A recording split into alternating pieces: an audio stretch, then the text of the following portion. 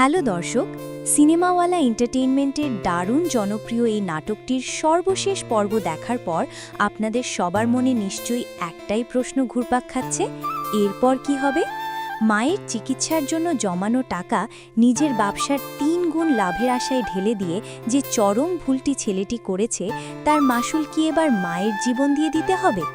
আমরা দেখেছি মায়ের অবস্থা যখন ক্রমশ খারাপের দিকে, তখন অনুশোচনায় দগ্ধ ছেলেটির পাশে এসে দাঁড়ায় তার সেই বন্ধু, যে নিজের জমানো শেষ ৪০,০০০ টাকা মায়ের চিকিৎসার জন্য নিঃস্বার্থভাবে দিয়ে দেয়।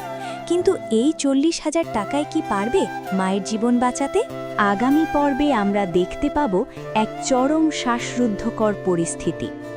বন্ধুত্বের এই মহানুভবতায় পাওয়া ৪০,০০০ টাকা নিয়ে ছেলেটি ছুটবে হাসপাতালে, কিন্তু চিকিৎসায় হয়তো আরও টাকার প্রয়োজন পড়বে।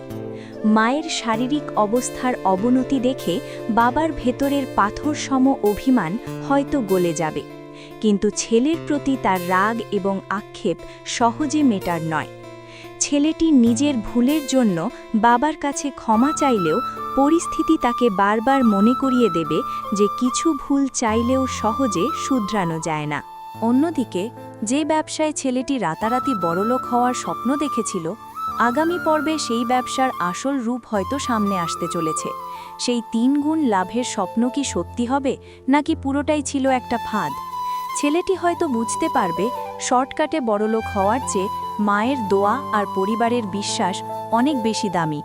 পাশাপাশি সেই যে মেয়েটি নিপা, তার ছিনতাই হওয়া টাকার জন্য ভাইয়ের কাছে টাকা ধার চেয়েছিল, সে যখন জানতে পারবে যে তার ভাই তাকে টাকা না দিয়ে কাকিমার জীবন বাঁচাতে টাকাটা দিয়ে দিয়েছে, তখন কি সে পরিস্থিতি বুঝতে পারবে, নাকি সেখানে তৈরি হবে নতুন কোনো পারিবারিক দ্বন্দ্ব?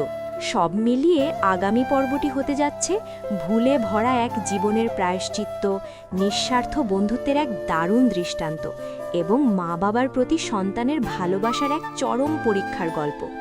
ছেলেটি কি পারবে তার মাকে সুস্থ করে ঘরে ফেরাতে? পারবে কি পরিবারের হারানো বিশ্বাস আবার অর্জন করতে? তাই সবার আগে নতুন পর্ব দেখতে চ্যানেলটি সাবস্ক্রাইব করে বেল আইকনে ক্লিক করে রাখুন। আর হ্যাঁ, আপনাদের কি মনে হয়, মায়ের কি জ্ঞান ফিরবে? কমেন্ট করে জানিয়ে দিন আপনার মতামত। দেখা হচ্ছে আগামী পর্বে।